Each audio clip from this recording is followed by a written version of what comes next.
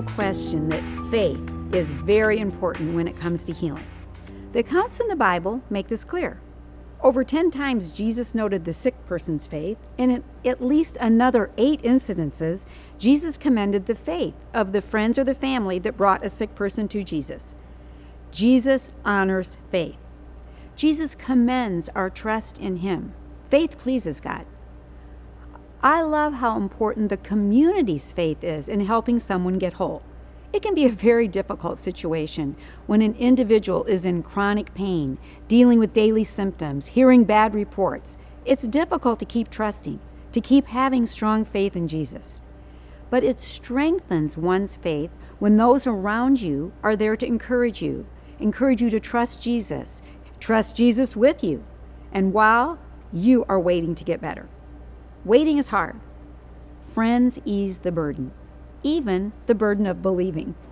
I think it is also interesting that the Bible sometimes notes how long someone has had a certain condition. A woman bleeding 12 years, a man crippled 38 years, a boy with epilepsy since he was born, a man bedridden for 8 years, a woman sick for a few days with a fever, and a man seriously ill and then dead for 4 days, all before they received healing. We can miss this when we read their stories in the Bible, thinking every healing happens instantly. Yes, Jesus healed them, but there was a long journey that preceded that healing. And I think that is insightful, because many people do suffer and struggle for weeks, months, even years, before they experience the full healing from Jesus. This can be discouraging. This can hinder our faith. We often do not even know that Jesus has actually been working in many ways in our lives to bring us healing. Jesus wants us whole. Jesus honors our faith and the faith of others. It's not always obvious to us at the time. Listen to Kate's story as she shares her journey of healing and her journey of faith. My story really starts when I was 5 years old, and my parents sat my sister and I down to tell us that they were getting divorced. It was definitely a painful moment and filled with a lot of confusion, a lot of heartache, but also an emptiness of wondering if it was our fault. Because of that, I think growing up, I was always looking for a longingness, definitely in a male role as well, but also just wanting something to fill whatever it was that I didn't know was just pain. I remember making friends, and I had a lot of friends, but I always navigated more towards the other sad kids. We just kind of shared a bond that even though we didn't talk about it, it was comforting to know that I wasn't the only one. I didn't want to spend a lot of times with happy families, and especially to go over to sleepovers with parents that were still together, or if there were multiple siblings when it was just my sister and I. So because of that, I really believe that I tended to kind of be geared towards more of hiding who I was. I learned how to have a mask. I learned how to fake a smile. With all of the hurt and everything that I felt, I didn't really know that Jesus cared about that. I remember learning a lot that Jesus died for all of us on earth and whatnot over the years, but I didn't actually believe that He died for me. I didn't really believe that Jesus loved me, and I knew He loved all of us as people, but I didn't know that it was me. And I remember being baptized at 7. And I did it because I wanted to party and because I wanted to feel special. And I knew what I was doing. I knew what I was accepting. But I think part of it was just a lot of sadness and a lot of loneliness. And I just wanted the pain gone. Kate's story is helpful because it shows us early trauma can give the enemy, Satan, a place and a time to invade our lives with harmful beliefs and damage that create a large void in our hearts that only Jesus and His healing love and power can fill. Now, some of you can probably identify. You've had traumatic times in your lives, a devastating divorce, a serious sickness, a traumatic accident, chaotic family drama, harmful abuse. Such incidences can bring a shift in our physical and our emotional health.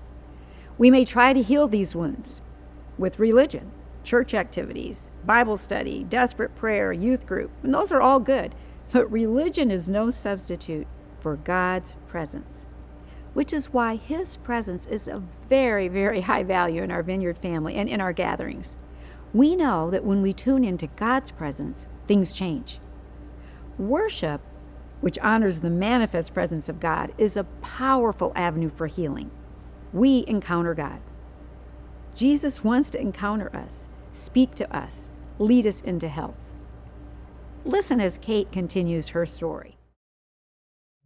When I got into high school, I was participating in a lot of things. I was a cheerleader for football and basketball. I was in band, started dating, dated, a numerous amount of people that just didn't really fall in love. Nothing really meshed or anything until I finally found one. And he said all the right things. He did all the right things.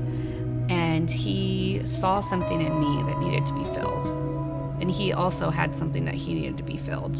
And because of that, I think we tried to do it with each other. The problem was that it turned violent, and it turned miserable, and it turned disgusting, and it turned into something that I didn't recognize myself in. I was physically starting to exhibit these symptoms that something was wrong, something wasn't okay, whether it was through restricting and losing weight, or these tremors that I was having at school when I would have to go see him, and all of these things that were happening that we couldn't really piece together. There was no medical evidence of something going on other than that I was getting sicker, and we didn't know why. We didn't talk to very many people about it. It again kind of became our family secret because we didn't know what to do.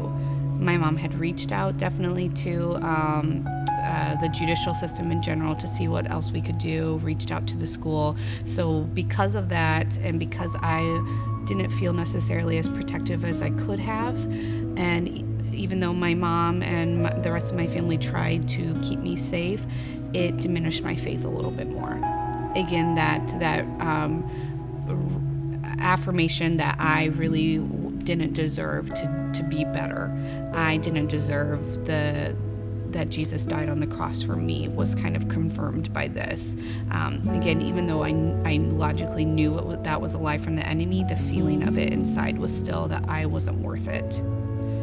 And because of that, I would go to church, and I would be in our youth group, and I would bawl my eyes out. And I would just sit there crying while these songs were playing of joy, but also some of them was filled with sadness and just needing hope. And I remember someone from church had asked me, "Why do you always cry at church?" And I said, "Because I have nowhere else to do it." And through that, I really found that I was getting my calling then.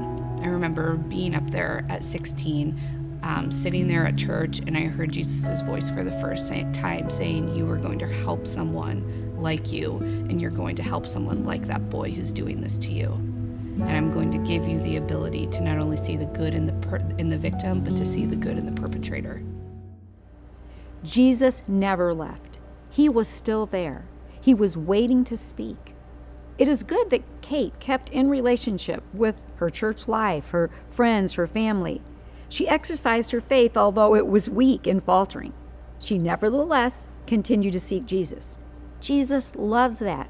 He honors such faith that acts. There's a great story of a desperate woman in the Bible who faced many obstacles. She had an incurable bleeding disease. She'd spent all of her money on doctors for over 12 years. She absolutely had no help.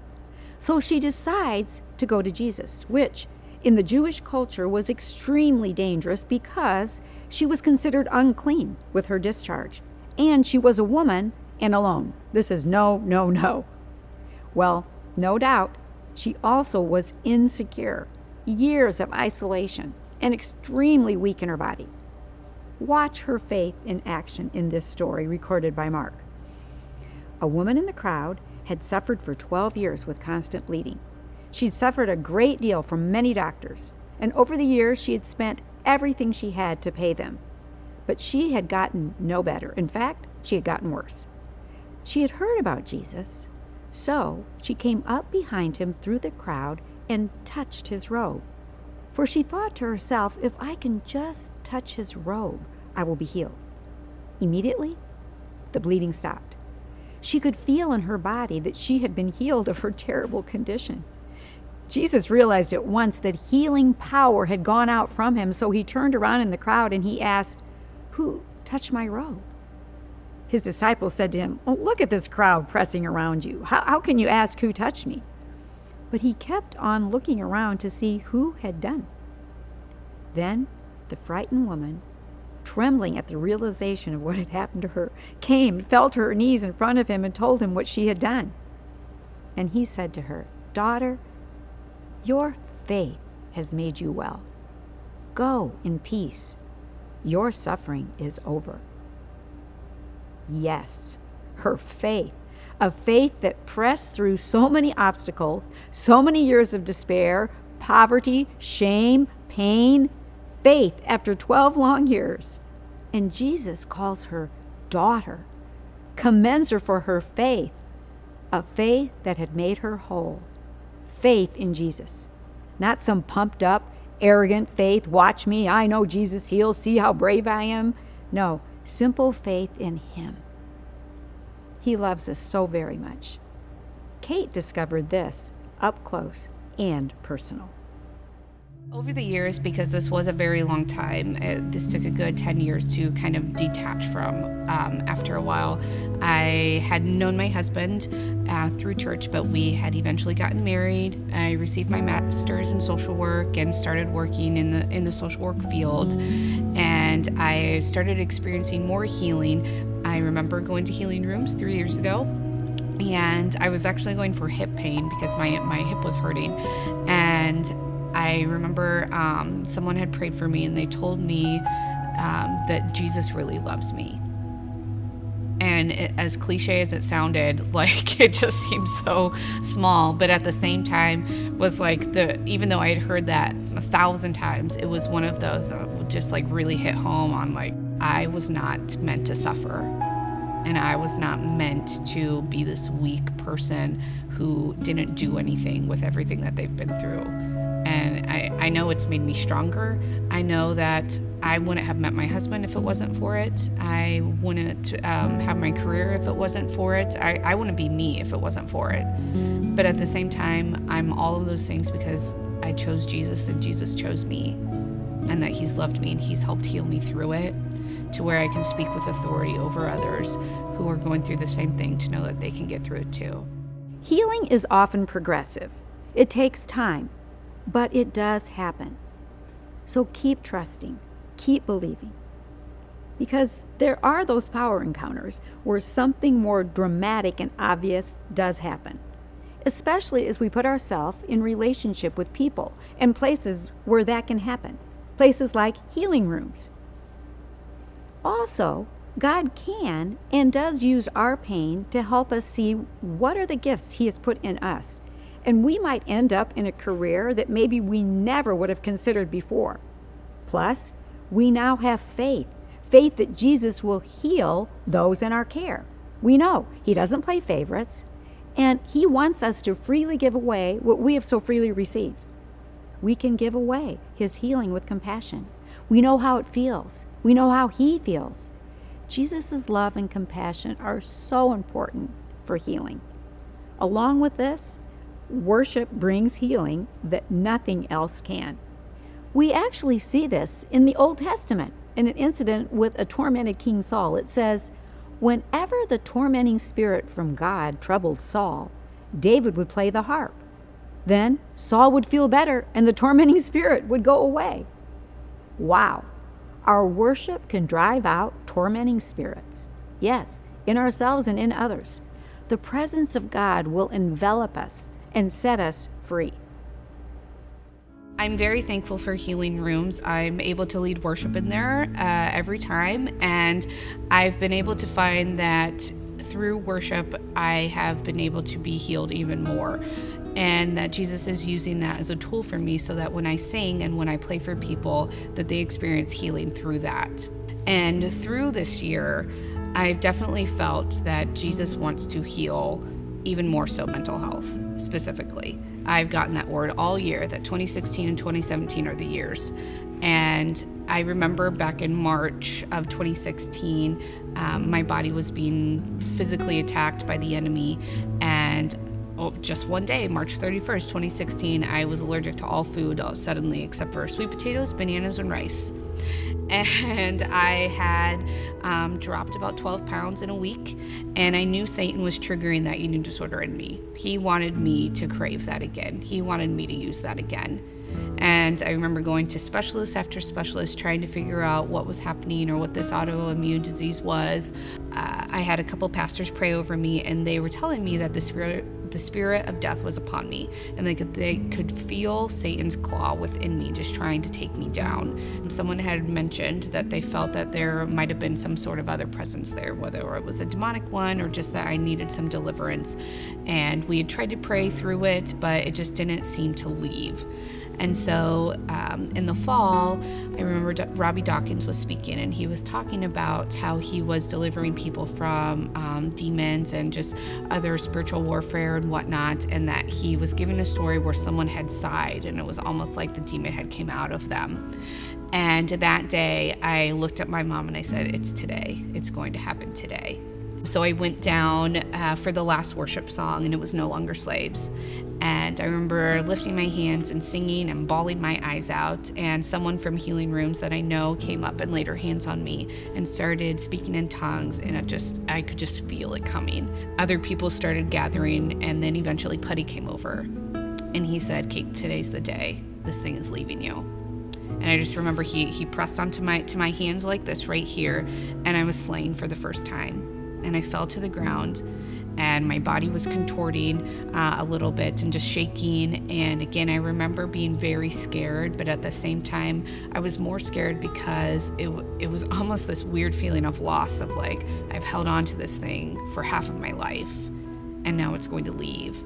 And that feels really good, but also really weird and really scary to think that there's been this thing, a part of me, this thing that like created my identity for 15 years, and now it's going to be gone. But how cool it is that it's being replaced by love and all of that. And I knew that was the moment that hole that I had, that crater inside my heart that was created when I was 5 years old, was finally being really healed. Like really sealed, not just like with some putty that I was trying to like put in there and whatnot, but like actually by like the glue of Jesus, that he was doing it and he was patching that back together. And so I remember laying there, and eventually I sighed, and it was almost like I was like coughing up a hairball or something. Like this thing was just like trying to get out. And I just remember like waking up with my eyes open, and there was a good like 7 or 8 people around me. And some of them I knew and some of them I didn't know, and they were all just sobbing. And then they were all cheering and clapping, because not only did Jesus do it to me, but he used them to do it as well. And they got to experience it, and their faith was renewed by it, because it wasn't one of those things you could just fake, or, that you see on TV and hope, oh, maybe that'll happen to me. Like, it was real. People don't realize that this still does. Like, people do not think that one, Jesus uses us to heal each other, and that it actually can work. And I know, at least in my practice and in my worship, like everything is just soaring, which is awesome. But at the same time, it's because I know that I deserve it, and that because I have something to offer. Kate's journey really culminated in a power encounter that involved a whole team of people. People who loved her and believed in Jesus and his desire and power to set her free and make her whole. This was such a beautiful combination of the community working together to bring healing. All people who helped were so important. Everybody gets to play. Jesus honors the faith of everyone. This entire experience solidified Kate's belief that Jesus really wants to heal mental illness too. Jesus is well aware of the trauma, the pain, the debilitating situations in people's lives that contribute to tormenting mental illness. But with worship, community love, and a consistent faith in Jesus' love and power, people will experience breakthrough in this disease, that it's spreading like wildfire around the world. Thankfully, Jesus heals. He heals mental illness. And we are honored to know and believe this, to believe him, and to share with those who are hurting. Yes, Jesus heals today, and we can trust him. He honors our faith.